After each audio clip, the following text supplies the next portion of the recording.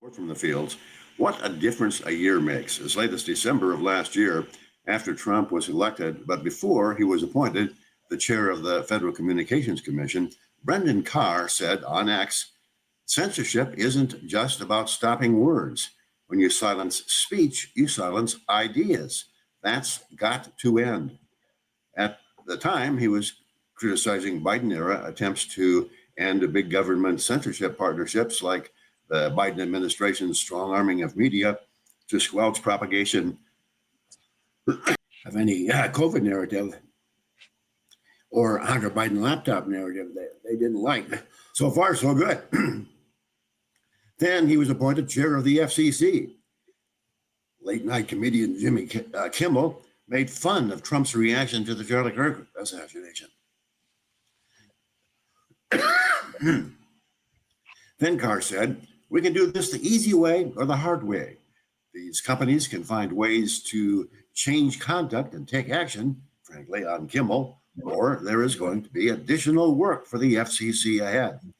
Totally analogous to a mafia don waltzing into a bar and telling the owner, sure is a nice little business you have here. It would be a shame if it burned down.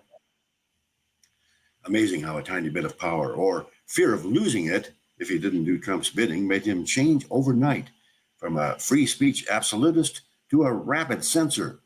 Now, I could easily go down the path of pointing out that both Democrats and Republicans jump at the chance to censor. Of course they do.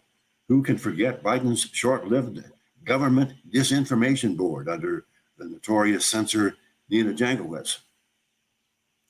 The larger underlying issue is the fact that the government has the leverage to censor. That leverage is the very existence of the FCC. The FCC got its start in the 1920s as a way to manage the wavelength spectrum used by radio stations. It was later enlarged to include the spectrum used by TV.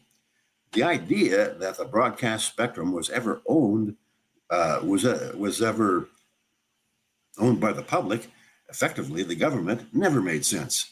The correct way to treat broadcast spectrum would be to think of it as a property right, with the property, the broadcast spectrum in question, in a given geographic area, awarded to the entrepreneur who first used it.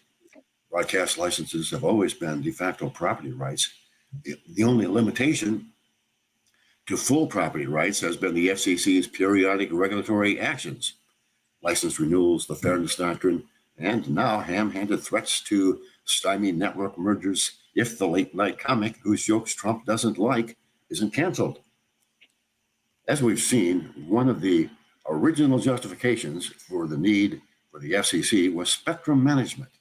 Now, with the advent of effectively infinite spectrum available on the internet, that need has literally evaporated. Looks like we have found another letter agency that has outlived its questionable usefulness. Abolish the FCC, along with most of the rest of the three-letter agencies in Washington, D.C., and for that matter, in state houses and the county seats around the country. That's this week's report from the fields. I'm Richard Fields. See you again next week.